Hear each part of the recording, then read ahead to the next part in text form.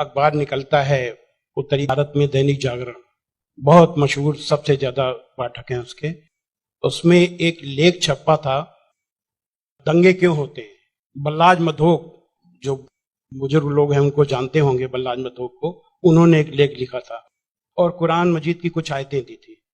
तो वो आयतें देखने के लिए कि क्या वास्तव में सही है कि नहीं, मैं इलाहाबाद में एक दुकान में गया और मौलाना फतेह मोहम्मद खान साहिब जालंधरी और मौलाना अब्दुल पारिक साहब की हिंदी का अनुवाद ले आया और उसमें हमने देखा तो वो कुरान मजीद की वो आयत वैसे ही मौजूद थी।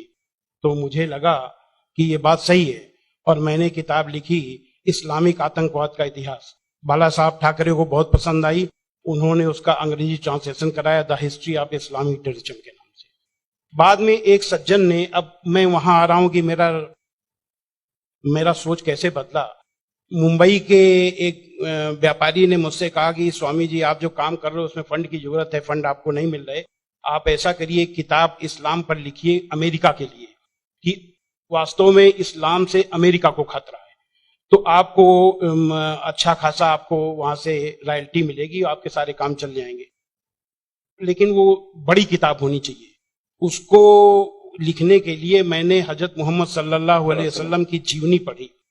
जब जीवनी पढ़ी तो जो कुरान मजीद की आयतों को मैंने आतंकवाद से जोड़ा था कि इन आयतों की वजह से आतंकवादी बनते हैं, लेकिन जीवनी पढ़ने के बाद मुझे लगा कि ये आयतें आतंकवाद को रोकने के लिए हैं, आतंकवादियों को, सुभान अल्लाह, क्योंकि उनमें जो युद्ध का आदेश था वो आतंकवाद और आतंकवादियों के विरुद्ध था। तो मुझे लगा कि मुझसे बहुत बड़ी गलती हो गई, एक धर्माचार्य से ऐसी गलती नहीं होनी चाहिए।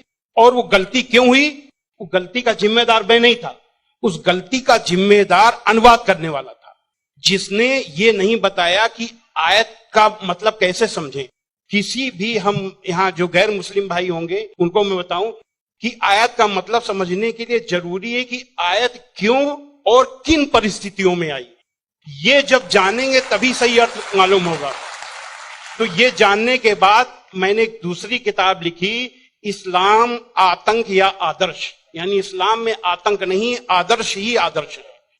और इसका हम दूसरा उदाहरण और हम दे रहे हैं क्योंकि हमने एक दूसरी किताब भी लिखी है।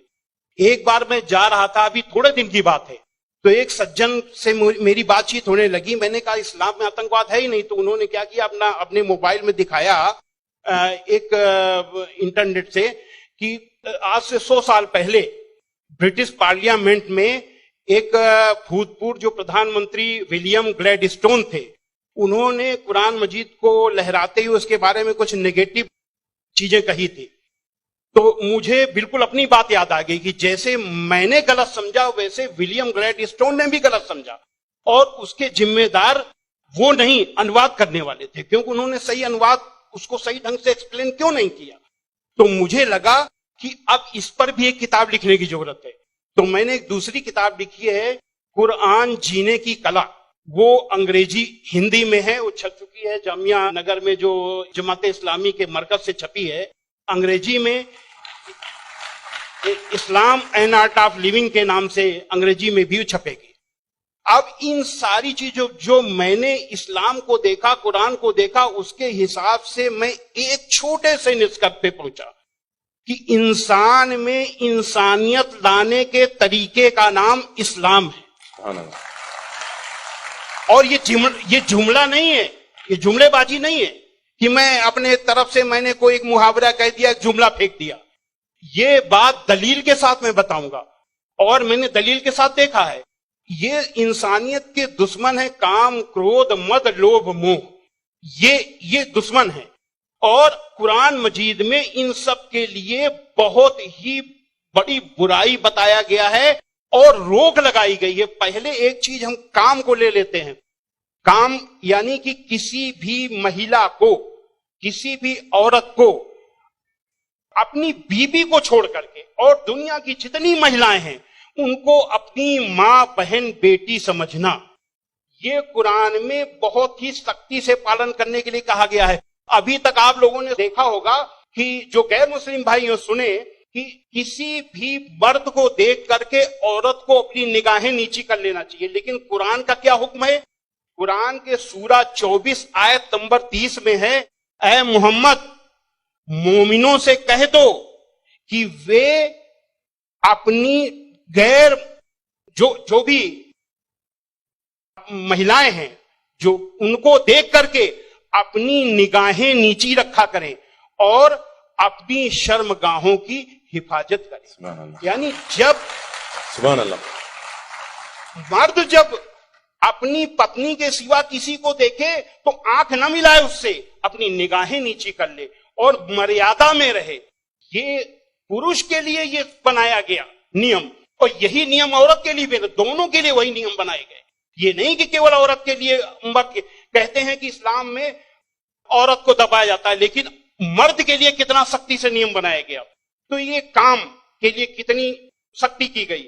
क्रोध, गुस्सा के लिए सबसे पहले गुस्सा का तरीका इस्लाम में इतना आसान बताया गया कि देख करके मैं सबसे ज्यादा प्रभावित हुआ। कहा जाता है अगर गुस्सा अगर किसी का रुक जाए तो वो पूरा संत बन गया, साधु बन गया। और कितना बढ़िया तरीका इस्लाम में बताया गया, कुरान में बताया गया है कि माफ कर दो, किसी के गुनाहों को माफ कर दो, और जब माफ कर दो गुस्सा खत्म। और सबसे पहले ये हुक्म दिया गया पैगंबर को।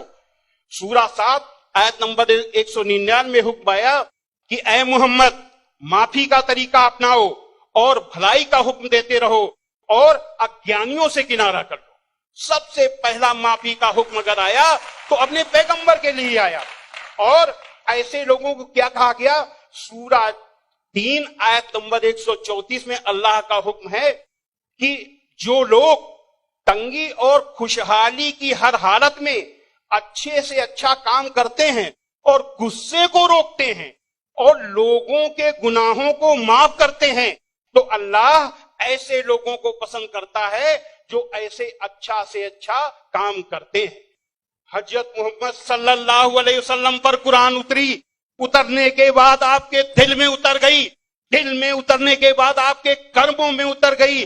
आपके एक एक कर्म कुरान में अल्लाह के हुक्म के अनुसार हुआ करते थे। आपने पहले खुद अपने आचरण में लिया, अपने अखलाक में लिया, तब दूसरों को बताया। फतेह मक्का के दिन वो अबू सुफियान जो आपके खिलाफ मक्का की एक एक लड़ाई में आपका के खिलाफ नेतृत्व करते थे, जब वो सामने पड़े फतेह मक्का के दिन, तो हजरत मोहम्मद सल्लल्लाहु अलैहि वसल्लम ने कहा कि आज अबू सुफियान को माफी, और जो अबू सुफियान के घर में दाखिल हो जाए उसे भी माफी। आज जो अपने घर के दरवाजे बंद कर ले उसे माफी, जो मस्जिद में चला जाए उसे भी माफी। अब आप सोचिए, जिस मक्का में कदम कदम पे आपका विरोध था, कदम कदम पे आपके रास्ते पे रोड़े अटकाए गए, और जो 10,000 लोगों की फौज के साथ आप जब पहुंचे तो किसकी हिम्मत थी कि सामने होता? सारे के सारे लोग छिप गए। जब हजरत मोहम्मद सल्लल्लाहु अलैहि वसल्लम ने देखा कि कोई नहीं दिखाई दे रहा, तो बहाना बनाया माफी देने का। ये बहाना क्या बनाया कि जो यहां चला छुप जाए उसे माफी, जो वहां छुप जाए उसे माफी, जो वहां छुप जाए उसे भी माफी। यानी किसी न किसी बहाने सबको माफी, माफी, माफी और माफी।